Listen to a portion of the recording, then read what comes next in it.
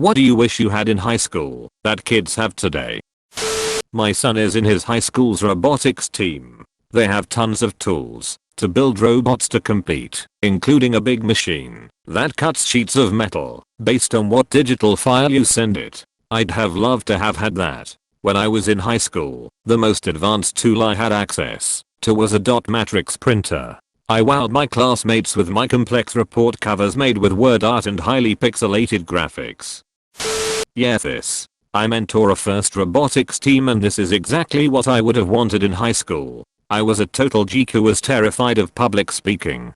Robotics would have given me a chance to use my skills and interests instead of hiding them, make friends with like-minded people, and learn to communicate better. My high school had all kinds of sports teams and music clubs and drama and debate clubs and such, but if you were a nerdy kid like me, your options were chess club. I'm in college as an older person ATM, and honestly, I wish I had the social dynamics lol. I was eating lunch, and I heard two guys talking to each other, and he was showing his friend something on his phone, and he was like, bro, she's beautiful, I can totally see you guys together. And it seemed to make the other guy really happy. I don't know if he was maybe feeling insecure about how he looks, or whatever, but you could tell it meant a bit to him. It just seems less cliquey, less every man for themselves. I'm sure there's plenty of assholes, obviously, but just generally kids seem really nice and smart these days. Probably cell phones. The ability to call or text an individual to find out where they are was a revolution, but wasn't widespread until I was in college. Used to have to call their parents' house and hope they were there. The idea that once you left the house you were just in a communication black hole until you returned or actively called someone from a payphone is a big change from the modern day. You had to make plans the day or morning before, and then if anything happened to derail those plans, then whole thing was just a failure. I see a lot of nothing responses, cherishing the lack of intrusive technology and privacy, but I feel like I missed out on the chance to really capture memories I would hang on to forever. The only real pictures I have of friends from the time are so limited that it makes me sad. I graduated in 06, and I have one packet of lab developed pictures from one of those disposable snap and shoot cameras that a few of my friends and myself used. They are such fun pictures. They help me cherish the memories. Also, I was really into video editing at the time. My best friend and I were doing everything we could to film and edit lightsaber battles with force lightning, force pulls, etc. My father works in insurance, and he had a digital camera that recorded low-res images to a 3.5 inches floppy. It recorded about 12 seconds of grainy image per shoot. We made do, and we had a blast.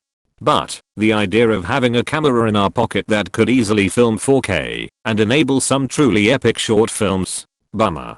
Perhaps technology feels invasive in a sense, but it also gives you the ability to look back and to innovate and to explore.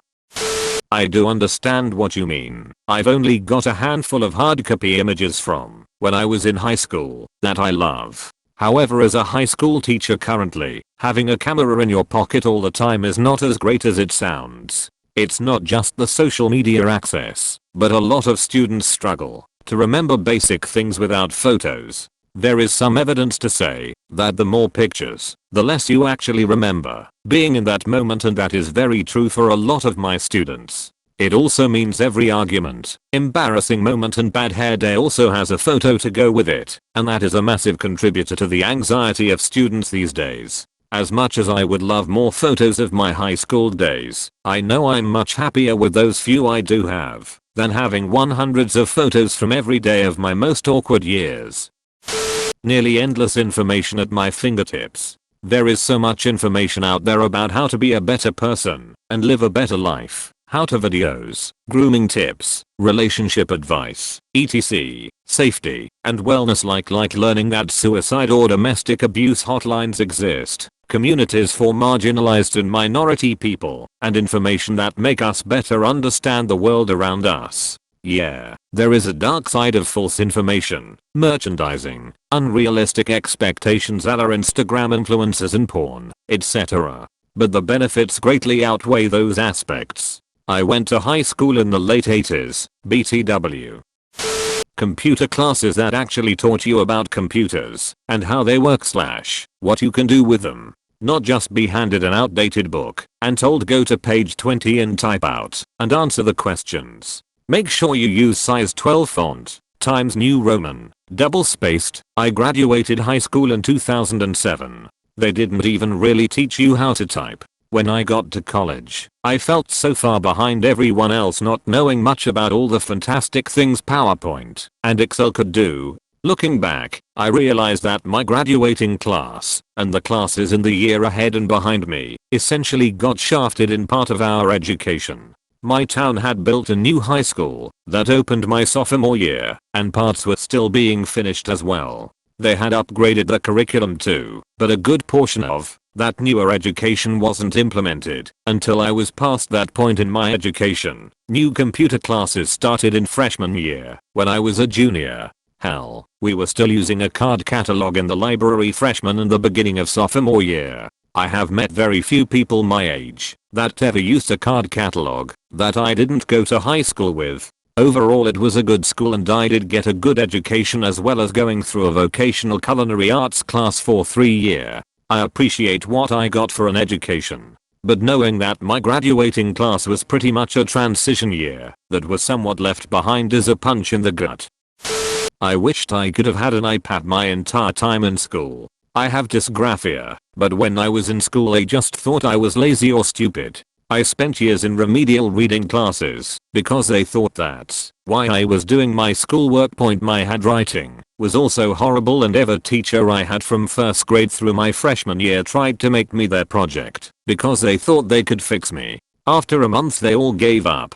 I was told I wouldn't be able to go to college because they wouldn't be able to read my handwriting. Dysgraphia is basically like dyslexia in the form of handwriting. If I wanted my homework to be legible it would take me hours and my hand would hurt so much, but no one believed me. They just thought I was lazy. Even when I did my best my teachers would still either give me a 0 or make me do my work over because they couldn't read it. When I went to private Christian school I would get detentions and SWATs for it. The punishments and doing the work over again wasn't the worst part. I just wished people, parents, teachers, and classmates didn't think I was stupid. When I was in my 20s I found out about dysgraphia and I wanted to find each and every one of my teachers and shove it in their faces. Streaming music. I found more music that suited my taste and that I could identify with personally. Plus streaming is way more efficient than downloading albums from Pirate Bay or whatever. YouTube. As a fashion design student and designer, YouTube has given me endless information and also has archive after archive of fashion history. One thing I'm grateful for is not having social media back then. I overshared like a MF and also felt even more inadequate compared to my schoolmates. I regretted posting so many things. I was bullied and physically abused in real life. That bullying would been worse with social media.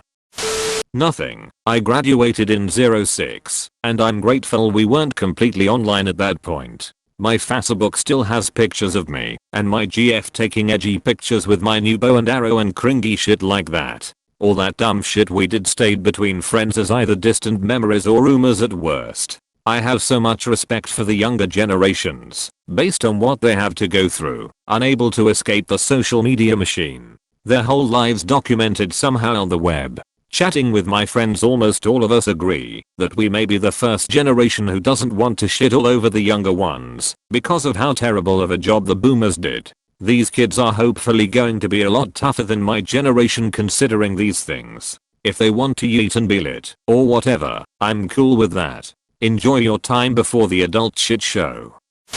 I graduated in the same year. I actually completely plagiarized some bullshit health report from the Gralia's online encyclopedia. I literally copied it and pasted it right into a document. Today's youth have electronic dog leashes in terms of their smartphones, and the access parents have to their kids' teachers and grades is unprecedented. Not that long ago my aunt was telling me they know what my cousin ate at school lunch because it shows up on their lunch money account. They know every grade he gets before he does, and if they want to chat with the teacher they can do it online. Fuck that completely. That is far too much control. I have no evidence of my misspent youth other than what I decide to post. I feel like our generation had the perfect mix of technology and analog that the youth of today will never understand. The internet, period. I explained to my daughter how we did research papers in high school and even in college, and she thought I was full of shit. I spent more time going through document indexes to find an article that may be of help. I then had to find the document and skim it to see if it appeared to fit. If it didn't fit, you moved on to the next one in the index. I explained that in college I did a month of research in research journals to find enough material for my senior paper. I couldn't just type in a subject matter and have everything at my fingertips. I can't imagine the hell it would have been to do a master's or PhD